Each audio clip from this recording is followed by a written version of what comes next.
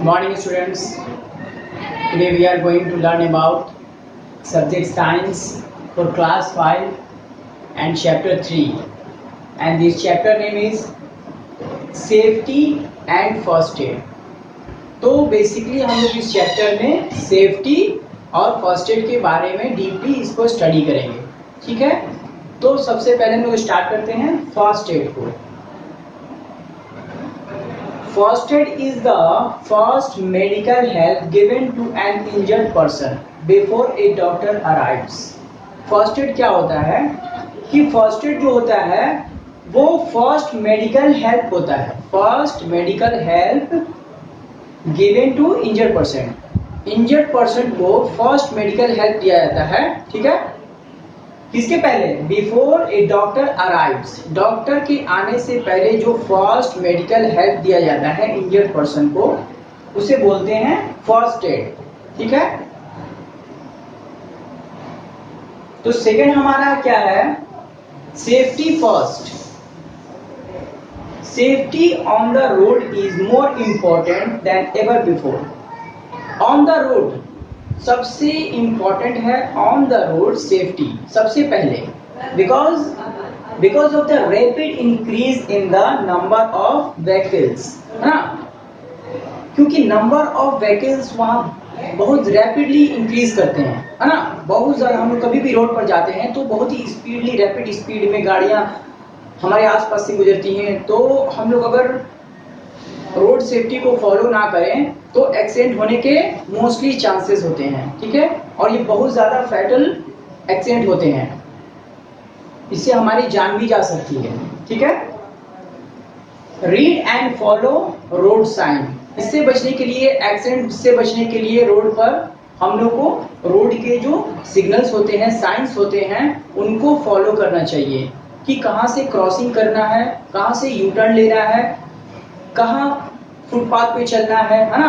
Two wheelers को किधर लेकर के जाना है, फोर व्हीलर्स किधर चलेंगे, इन सब के साइंस को फॉलो करना चाहिए। Always follow safety rules on road and eight Holmes. Always follow, हम लोग को ऑलवेज फॉलो करना चाहिए सेफ्टी रूल्स, कहाँ पर? रोड पर और घर में, ठीक है। तो ये था हमारा, ठीक है स्टूडेंट। तो सेफ्टी जो देखिए क्या है कि एक्सीडेंट जो है वो कहीं भी हो सकता है, कहीं भी, एनीवेयर एनी टाइम, कहीं भी हैपन हो सकता है। इसीलिए हम लोगों को है कि एक्सीडेंट से बचने के लिए उसके रूल्स को जानना बहुत ही ज़्यादा इंपॉर्टेंट है स्टूडेंट्स, ठीक है। तो हम लोग अब आगे हम लोग इसमें जानेंगे कि कौन कौन से कंडीशंस में कौन कौन से सेफ्टी रूल्स को फॉलो करना चाहिए और क्या क्या सेफ्टी होनी चाहिए रूल्स, ठीक है। तो आगे बढ़ते हैं हम लोग स्टूडेंट्स। और next topic is deal with some emergencies. जब भी एक्सीडेंट हो जाता है तो हम लोगों को ये ऑलवेज ध्यान में रहना चाहिए कि how can we deal with emergencies. Emergencies में कैसे डील कर सकें, ये हम लोग को ऑलवेज नोन होना चाहिए, ठीक है।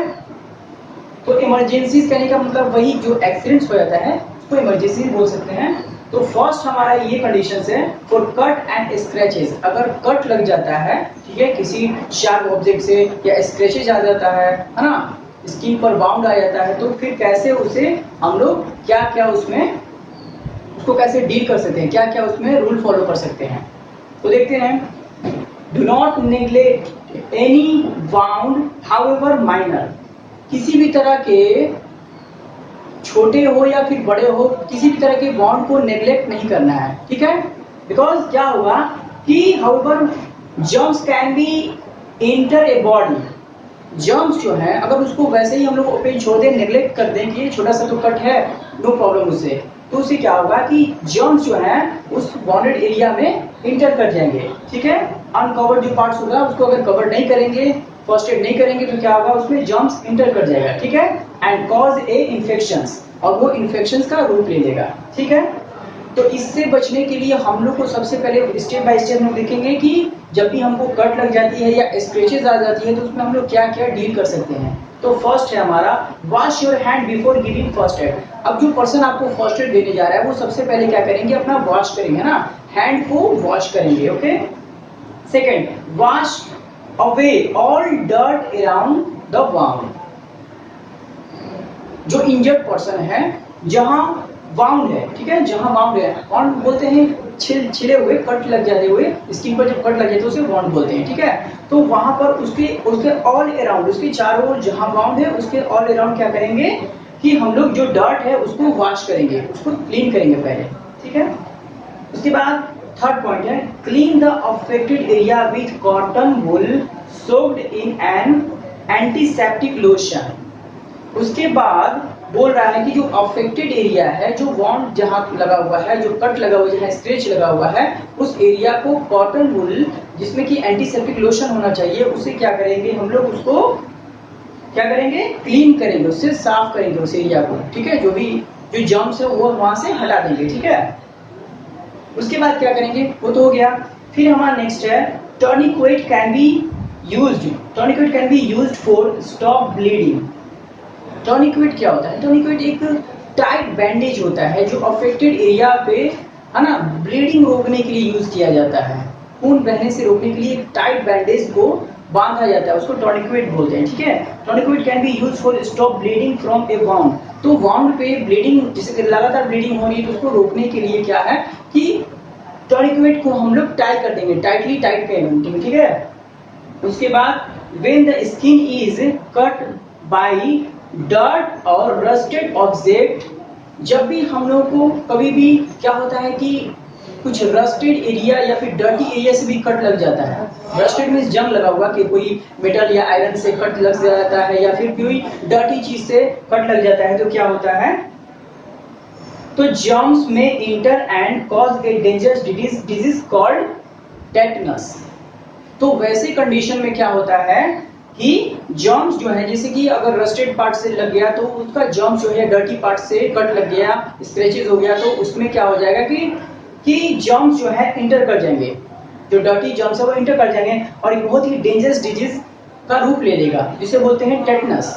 इसीलिए फिर क्या किया जाता है कि डॉक्टर्स के पास फर्स्ट एड लेने के बाद डॉक्टर्स के पास जाकर के टेटनस का इंजेक्शन को लिया जाता है, ठीक है स्टूडेंट्स। तो ये था हमारा डील्स, है ना, कि कैसे हम लोग डील करेंगे अगर कट लग जाता है या स्ट्रेचेस लग जाता है हमारी बॉडी पर, तो किस तरह से हम लोग डील करेंगे, ठीक है।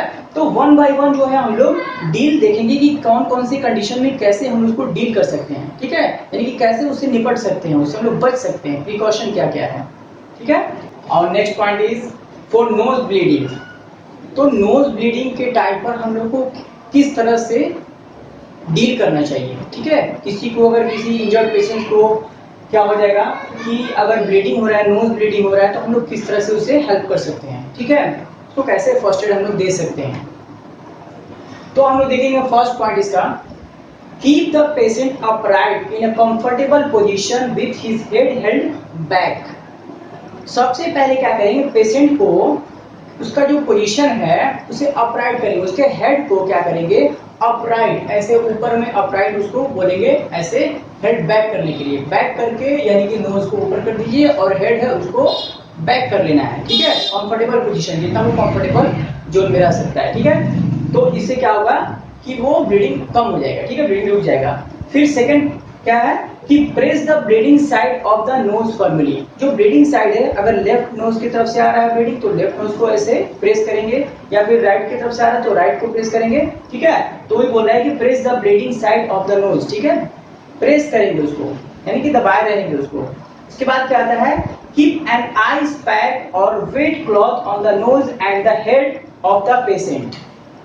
आइस पैक क्या होता है, आइस के टुकड़े का पैकेट होता है, ठीक है, उसको आइस पैक बोलते हैं। तो बोल रहा है keep on the ice pack, ice pack को नोज पर रखिए और उसके हेड पर रखिए, या फिर उसके अगर वो आइस पैक नहीं है तो उसकी जगह वेट क्लॉथ यानी कि गीला कपड़ा भी रख सकते हैं हम लोग, नोज पर और हेड पर उसको रखना है, किसको, पेशेंट को, ठीक है। उसके बाद क्या कर रहा है, ask the patient to breathe through his mouth and not to blow his nose. और जो पेशेंट है जिसको ब्लीडिंग हो रही है, नोज ब्लीडिंग, उसको बोलेंगे कि आप ब्रेथ कीजिए, यानी कि सांस लीजिए, किसके थ्रू, माउथ के थ्रू, है ना, ब्रेथ थ्रू माउथ, माउथ के थ्रू ब्रेथ कीजिए और उसको क्या कीजिए, उसको ब्लो कीजिए, किससे, ब्लो नहीं करना है, देखिए बोल रहा है कि नोज के थ्रू ब्लो नहीं करना है, उसको माउथ के थ्रू ही ब्लो करना है, ठीक है, माउथ के थ्रू ही इनहेलेशन करना है और माउथ के थ्रू ही एक्सहेलेशन करना है, ठीक है। उसको ब्रीथिंग, क्योंकि नोज के थ्रू करेंगे तो फिर ब्लड आने लगेंगे, इसलिए नोज के थ्रू ब्लो नहीं करना है, एयर को ब्लो नहीं करना है, ठीक है। उसके बाद नेक्स्ट पॉइंट है a little bit of bleeding from the nose is harmless। Little bit means होता है थोड़ा, है ना। तो अगर थोड़ा मोड़ा ब्लीडिंग हो रहा है, नेचुरली भी होता है ना, समर सीजन में अगर थोड़ा मोड़ा ब्लीडिंग हो रहा है तो नो प्रॉब्लम, वो हार्मलेस नहीं है ज्यादा। बट अगर if the bleeding is heavy send for the doctor, अगर बहुत ज्यादा ब्लीडिंग हो रही है नोज से तो वो बहुत ज्यादा हार्मफुल है, तो उस वैसे पर्सन को, वैसे इंजर्ड पर्सन को डॉक्टर को सेंड करेंगे, यानी कि बोलेंगे डॉक्टर के पास जाइए आप, ठीक है। तो at the time of nose bleeding हम लोग को इस तरह से डील करना चाहिए किसी भी पेशेंट के साथ, ठीक है स्टूडेंट। और next topic is for sprains. Sprains means होता है मोच आना। कभी कभी हम लोग को at the time of walking, at the time of running क्या आता है कि मोच आ जाता है ना, ज्वाइंट्स में, लेग्स के ज्वाइंट्स में मोच आ जाता है, तो है ना उसके स्प्रेन्स बोलते हैं, ठीक है। व्हेन द टिश्यू, ये होता कैसे है स्प्रेन्स को देखेंगे हम, ठीक है। When the tissue around a joint get torn we call it sprain. जो टिश्यू होता है ज्वाइंट्स के, ठीक है, वो क्या होता है टर्न हो जाता है, मतलब कि उखड़ जाता है ना, उसको खिंचाव आ जाता है, तो क्या बोलते हैं उसको हम लोग स्प्रेन बोलते हैं, ठीक है, यानी कि मोच बोलते हैं। जो ज्वाइंट के पास के टिश्यू होते हैं वो समटाइम्स क्या होते हैं कि वो टर्न हो जाते हैं, यानी कि खिंचाव हो जाता है उनमें, है ना, उखड़ जाते हैं, तो वो उसमें उसको क्या बोलते हैं कि स्प्रेन बोलते हैं हम लोग, यानी कि मोच। Sprain cause swelling and sometime discolouration of the skin. अब ये स्प्रेन में होता क्या है, स्प्रेन हो जाता है तो हमारे ज्वाइंट्स के पास स्वेलिंग हो जाता है, यानी कि फूलन हो जाता है ना, फूल जाता है, स्वेलन ना, स्वेलिंग हो जाता है। एंड समटाइम्स डिसकलरेशन, डिसकलरेशन का मतलब जो नॉर्मल स्किन का जो कलर है वो चेंज हो जाता है, यानी कि वहां पर ब्लैक या फिर ब्लू टाइप का, है ना, वो जहां पर ये होता है स्प्रेन होता है, मोच आता है, वहां पर वो कलर चेंज कर लेता है, ठीक है। दे आर वेरी पेनफुल, वो बहुत ज्यादा पेनफुल होते हैं और बहुत ज्यादा दर्द करते हैं, ठीक है। तो स्प्रेन में क्या होता है कि स्वेलिंग हो जाती है ज्वाइंट्स पर, और उसका जो कभी कभी क्या होता है कि कलर भी उसका डिसकलर हो जाता है नॉर्मल स्किन से, और वो बहुत ज्यादा पेनफुल होता है, ठीक है। तो उससे अब हम लोग डील कैसे करें ये देखेंगे कि अगर तो चलिए स्प्रेन हो गया तो उससे डील कैसे करेंगे। Keep on applying ice pack और आइस क्यूब। आइस पैक के बारे में पहले बता चुके हैं, आइस क्यूब मीन्स होता है वो बर्फ का टुकड़ा, ठीक है। तो उस पर क्या करेंगे हम, अप्लाई करेंगे उस ज्वाइंट्स पर आइस पैक या आइस क्यूब्स को, कहां पर, इंजर्ड एरिया, जो इंजर्ड ज्वाइंट है वहां पर क्या करेंगे उसको हम लोग आइस पैक और आइस क्यूब को रगड़ेंगे या फिर वहां पर रखेंगे ऐसे, ठीक है। कब तक, जब तक कि वहां पर उसका जो स्वेलिंग हो कम ना हो जाए, ठीक है। तो इससे क्या होगा, हम लोग काफी रिलीफ मिलेगा। तो ये था हमारा स्प्रेन्स। अगर स्प्रेन्स आ जाता है ना ज्वाइंट्स पर, तो क्या करेंगे हम लोग, इस तरह से उसको डील कर सकते हैं स्टूडेंट्स, ठीक है। और next emergency is for fracture. Fracture देखते हैं हम लोग, फ्रैक्चर क्या होता है। ए क्रैक और a break in a bone is called a fracture. It means bones में क्रैक कर जाना या फिर बोन ब्रेक कर जाना, उसको हम लोग बोलते हैं फ्रैक्चर, ठीक है। और वो कहीं का भी बोन हो सकता है, ठीक है। तो अब इस फ्रैक्चर से डील करने के लिए हम लोग क्या क्या कर सकते हैं। First point, keep the patient calm and comfortable and send for the doctor. जो पेशेंट को फ्रैक्चर हो चुका है उसे सबसे पहले काम करेंगे ना, शांत, काम इसका शांत है ना, उसे शांत करेंगे, उसके बाद उसे कंफर्टेबल जोन में रखेंगे, यानी उसे जिससे कि उसको पेन ना हो। उसके बाद नेक्स्ट स्टेप है हमारा कि उसे डॉक्टर को सेंड करेंगे, ठीक है। फिर उसके बाद apply a splint to give support to the broken bone and try to avoid unnecessary movement.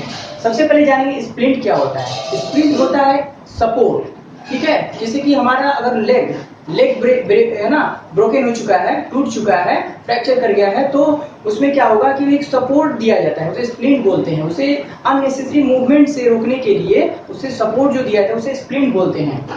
मतलब अननेसेसरी मूवमेंट का मतलब है अगर ब्रेक कर चुका है बोन तो अननेसेसरी मूवमेंट होगा तो बहुत ज्यादा पेन होगा, इसलिए उसके मूवमेंट को रोकने के लिए, अननेसेसरी मूवमेंट को रोकने के लिए, अननेसेसरी मूवमेंट को रोकने के लिए किसका, स्प्लिंट का यूज करते हैं हम लोग, ठीक है।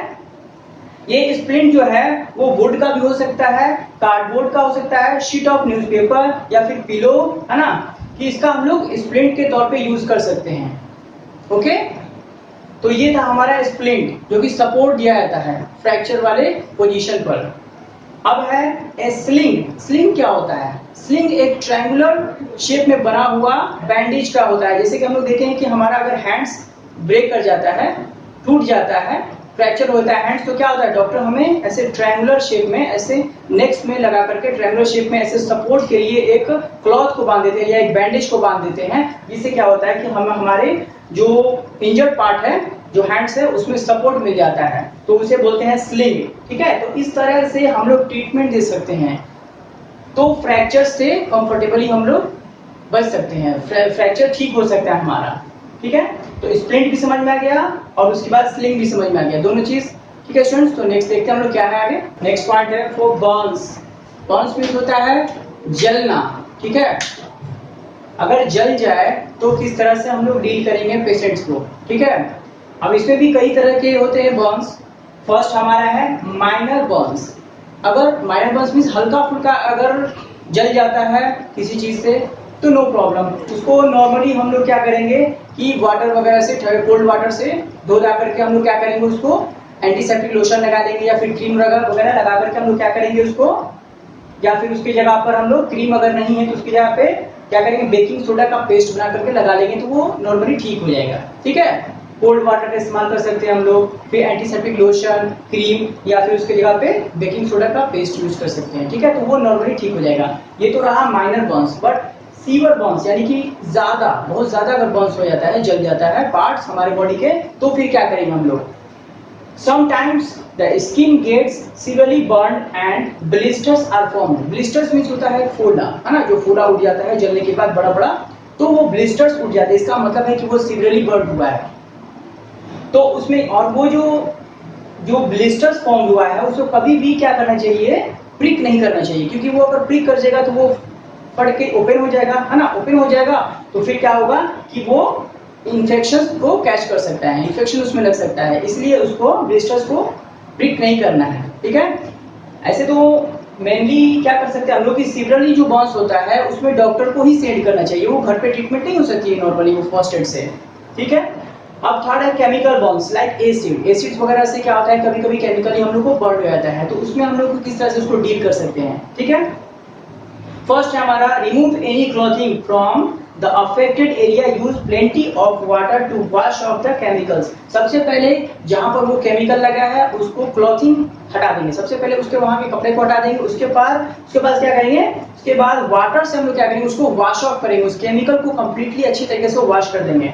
ठीक है, फिर क्या करेंगे, cover the Burns with clean cloth and send for the doctor. उसके बाद उस बर्न्स एरिया को, उस, है ना, बर्न एरिया को क्या करेंगे हम लोग कि कवर करेंगे क्लीन क्लॉथ से, और क्लॉथ करेंगे क्लीन क्लॉथ से, कवर करने के बाद हम लोग डॉक्टर को सेंड करेंगे, यानी कि डॉक्टर के पास ले जाएंगे। ठीक है, तो ये था हमारा बर्न्स। अगर जल जाता है हमारा बॉडी का पार्ट कोई भी, तो हम लोग किस तरीके से, तो देखना पड़ता है कि माइनर बर्न्स है या सीवियर बर्न्स है या फिर केमिकल बर्न्स है, तो इस तरह से हम लोग इसको तीनों से ट्रीटमेंट कर सकते हैं, यानी कि उससे हम लोग बच सकते हैं। ठीक है, नेक्स्ट हमारा है फॉर फायर फाइटिंग।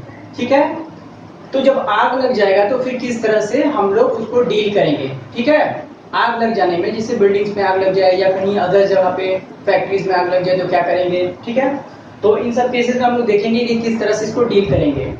फर्स्ट हमारा है in case there is a fire in a building inform the nearest fire station. जब भी हमारे आसपास या हमारे घर में बिल्डिंग्स में फायर लग जाए, है ना, आग लग जाए, तो हम लोग को क्या करना चाहिए, सबसे पहले कि नियरेस्ट फायर स्टेशन को कॉल करना चाहिए। ठीक है, सेकेंड है in case of fire caused by petrol. अगर पेट्रोल से फायर लग जाता है, ठीक है,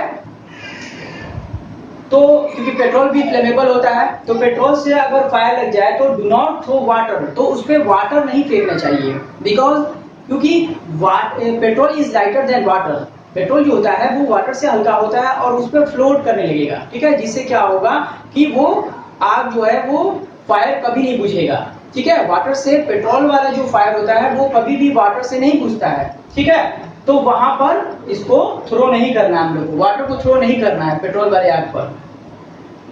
थर्ड हमारा do not allow him to run around in panic. अगर किसी वहां के आसपास लोगों को क्या करना है कि किसी को पैनिक नहीं होने देना है। ठीक है, इधर उधर भगदड़ नहीं होने देना है। ठीक है, उसके बाद हमारा है let him roll on the ground. अगर किसी को आग लग जाती है, ठीक है, उस पीरियड में वहां पर, तो किसी पर्सन को तो उसको हम लोग पैनिक नहीं होने देना है, उसको जमीन पर रोल कराना है। ठीक है, आग लग जाने पर क्या कराना है कि उसको जमीन पर रोल कराना है, जिससे क्या होगा कि जो ऑक्सीजन का सप्लाई है वो ब्रेक करेगा और वो आग बुझेगा। ठीक है, फिर उसके बाद cover him with a thick blanket. जिस पर्सन को फायर लग चुकी है तो उसको हम क्या करेंगे, ब्लैंकेट से, थिक ब्लैंकेट यानी मोटे ब्लैंकेट से उसको कवर करेंगे। तो क्या होगा, जब ब्लैंकेट से कवर करेंगे तो जो उसका सपोर्टेबल जो है गैस ऑक्सीजन जिसके थ्रू बर्न होता है, फायर लगता है, तो वो उससे मिल नहीं पाएगा उसको, उसके बॉडी को, तो वो क्या करेगा, वो बुझ जाएगा। ठीक है, ब्लैंकेट से कवर कर देने से जो ऑक्सीजन जो है उसको नहीं मिल पाएगा, तो वो ब्रेक कर जाएगा, तो आग बुझ जाएगी। ठीक है, अब है next, in case fire cause by electric gadget. अगर इलेक्ट्रिक गैजेट से अगर फायर लग जाती है, कभी भी शॉर्ट सर्किट वगैरह हो जाता है बिल्डिंग्स में, तो आप सुने होंगे, तो पूरी की पूरी बिल्डिंग में आग लग गई। तो इलेक्ट्रिसिटी से, अगर इलेक्ट्रिक गैजेट से अगर किसी तरह का फायर लग जाता है, तो बोल रहा है do not throw water on it, उस पर भी वाटर को नहीं फेंकना है। ठीक है, क्योंकि वाटर पे फेंकने से क्या होगा कि फिर और वो आग बढ़ेगा। ठीक है, करंट लगने के चांसेस है। ठीक है, क्या वहां पर हम लोग को क्या करना है, कैसे डील करना है, immediately turn off the main switch. सबसे पहले जाकर के उस पे मेन स्विच को टर्न ऑफ करना है, उसके बाद जो है ना आग को बुझाना है। ठीक है, लास्टली हमारा है use fire extinguisher. Fire extinguisher का यूज करना है, जो कि आप देखे होंगे फायर एक्सटिंग्विशर जो सिलेंडर्स वगैरह में भरे होते हैं CO2 गैस, तो उनका यूज करना है। समटाइम्स हम लोगों को आग बुझाने के लिए बालू, सैंड वगैरह का भी इस्तेमाल करना चाहिए, जिससे कि क्या होता है कि वो आग बुझ जाता है इजीली। तो ये था हमारा फायर फाइटिंग से कैसे हम लोग को डील करना है, कि हमारे आसपास में, हमारे है ना कॉलोनी में, तो अगर फायर लग जाए, बिल्डिंग्स में फायर लग जाए, घरों में फायर लग जाए, या किसी पर्सन को फायर लग जाए, तो किस तरह से उसको ट्रीट कर सकते हैं। ओके, नेक्स्ट पॉइंट है फॉर एनिमल बाइट्स। अगर एनिमल्स काट दें तो फिर कैसे हम लोग उसको डील करेंगे। ठीक है, एनिमल्स के काटने से भी कभी कभी हमारी डेथ हो जाती है। ठीक है, तो इससे भी बचना बहुत जरूरी है।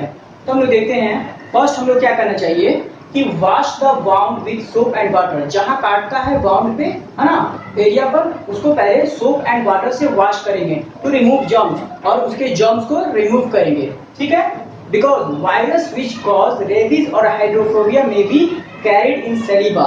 क्योंकि जो वो जर्म, उनके जो सेलिबा होते हैं, जो जैसे कि मान लीजिए कि फॉर एग्जांपल डॉग्स, कैट्स, है ना, फिर बैट्स, बॉल्स, उनके जो सेलिबा होते हैं, मतलब कि ये जो सेलिबा जूस निकलता है, उनमें क्या होता है कि वायरस होता है। ठीक है, उसके थ्रू क्या होता है, रेबीज और हाइड्रोफोबिया नामक डेंजरस, है ना, बीमारी हो सकती है, वो कैरी करते हैं। तो इसीलिए जो है कि इन्फेक्टेड एनिमल्स जो होते हैं, जैसे कि dog, valves, bats and cats, उनसे बचना चाहिए। ठीक है ना, तो इस तरह से हम लोग इससे प्रिकॉशन कर सकते हैं कि उसको वॉश कर सकते हैं सोप एंड वाटर से।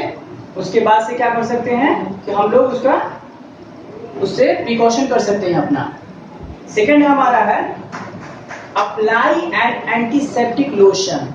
एंटीसेप्टिक लोशन को हम लोग उस जगह पे अप्लाई कर सकते हैं, यानी कि सबसे पहले हमने सोप और वाटर से वॉश कर दिए, फिर उसके बाद उस पर क्या करेंगे, अप्लाई करेंगे antiseptic lotion to prevent infection. Infection ताकि ना हो सके, इन्फेक्शन से बचने के लिए उस पर एंटीसेप्टिक लोशन को लगाएंगे। ठीक है, फिर bandage the wound, rush the victim to a doctor, और उस पर, उस एरिया में वाउंड पर क्या करेंगे कि बैंडेज लपेटेंगे, उसके बाद rush the victim to a doctor, और जल्दी से दौड़ करके जाएंगे डॉक्टर के पास। ठीक है, तो ये था हमारा, ठीक है, फॉर द एनिमल बाइट्स। अब नेक्स्ट है फॉर स्नेक बाइट्स। अगर स्नेक्स डस ले, स्नेक्स काट ले, ठीक है, तो फिर किस तरह से हम लोगों को डील करना चाहिए। फर्स्ट पॉइंट है अप्लाई ए टॉनिक्विट। टॉनिक्विट हम बता चुके हैं कि क्या होता है कि वो टाइट बैंडेज होता है जो कि वाउंड पर लपेटा जाता है, जिससे कि क्या होता है कि वो ब्लीडिंग रुक जाती है। Just above the bite to stop flow of blood. तो टॉनिक्विट को लपेटेंगे टाइटली, तो क्या होगा कि जो फ्लो ऑफ ब्लड है वो रुक जाएगा। सबसे पहला हमारा ये था। सेकंड हमारा है immediately rush the victim to a doctor. और इमीडिएटली हम लोग को क्या करना है कि दौड़ करके डॉक्टर के पास जाना है। इसीलिए कि कभी भी अगर फॉरेस्ट एरिया हम लोग को जाना होता है तो लॉन्ग बूट जो होता है लेदर्स के या फिर रबड़ के लॉन्ग बूट्स को पहन के जाना चाहिए। इसलिए क्या होता है कि जो ग्रास वगैरह में छिपे होते हैं स्नेक्स, वो हमें बाइट कर सकते हैं। ठीक है स्टूडेंट्स, तो इस तरह से हम लोग एनिमल के बाइट से डील कर सकते हैं, उससे बच सकते हैं। इस इमरजेंसीज में हम लोग इस तरह के प्रिकॉशंस को कर सकते हैं। Next point is for poisoning. अगर पॉइजन्स हो जाते हैं तो फिर हम लोग को किस तरह से इससे डील करना है, ठीक है। और कौन कौन से थिंग्स जो है वो पॉइजनस होते हैं। Certain things may be in your house be poisoning. हमारे घर में कुछ ऐसे थिंग्स भी होते हैं डेली यूज के कि जो पॉइजनस होते हैं, ठीक है। जैसे कि nail polish, naphthalene balls, paints, detergents and some medicines, ठीक है। तो ये जो होता है कि हमारे घर में यूज होने वाले डेली के चीज होते हैं, थिंग्स होते हैं, तो वो भी पॉइजनस होते हैं। तो उनसे क्या करना चाहिए, किस तरह से हम लोग डील कर सकते हैं पॉइजनस से। First, keep all medicine locked away. जितने भी मेडिसिन है उसको लॉक करके रखना चाहिए, ठीक है। Away from the reach of little children, और उनको क्या है, लिटिल चिल्ड्रन से अवे रखना चाहिए, दूर रखना चाहिए, उनको लॉक करके रखना चाहिए। दूसरा, read the label before taking any medicine. उसका लेवल, कोई भी मेडिसिन लेने से पहले उसके लेवल को चेक करेंगे कि वो एक्सपायर्ड है या नहीं है, ये चेक करेंगे। और जो एक्सपायर्ड मेडिसिन है उनको क्या करेंगे, destroy all the medicine which have cross their expiry date. और जो एक्सपायरी डेट क्रॉस कर चुके हैं मेडिसिन, उनको हम लोग को डिस्ट्रॉय कर देना है, कंप्लीटली घर से हटा देना उसको, ठीक है ना। उसके बाद, properly washed vegetable and fruits before eating. Vegetable and fruits को टेकिंग करने से पहले प्रॉपर्ली उनको वॉश करना पड़ेगा। बिकॉज क्या है कि they may be spread with harmful insecticides and pesticide, क्योंकि जो वेजिटेबल एंड फ्रूट्स है उन पर हार्मफुली जो इंसेक्टिसाइड एंड पेस्टिसाइड के स्प्रेड किए होते हैं, ठीक है। उसके बाद आता है rush the victim to a doctor. उसके बाद से अगर कोई पॉइजनस हो जाता है, पॉइजनस थिंग्स को खा जाता है, या छोटे चिल्ड्रन या कोई भी, तो क्या होता है कि वैसे कंडीशंस में जल्दी से जाकर के, है ना, किसके पास जाना चाहिए, डॉक्टर के पास, ठीक है स्टूडेंट्स। तो ये था हमारा कंडीशन ऑफ पॉइजनिंग, कि पॉइजनिंग के कंडीशन में हम लोग को क्या करना चाहिए, किस तरह से बचना चाहिए, ठीक है। तो ये सर्टेन थिंग्स हैं जो कि हम लोग को यहाँ पर इससे प्रिकॉशन करना चाहिए, इससे डील करना चाहिए। सो स्टूडेंट्स, तो always keep the telephone number of police station, fire station and doctor, फिर केमिस्ट। तो इन सब के फोन नंबर्स हम लोग को ऑलवेज अपने घर में, डायरी में, मोबाइल्स में सेव करके रखनी चाहिए, ताकि इस तरह के इमरजेंसीज में काम आ सकता है, ठीक है students. I hope you will understand all the points in this chapter, safety and first aid. Okay, thank you for watching this video, thank you very much.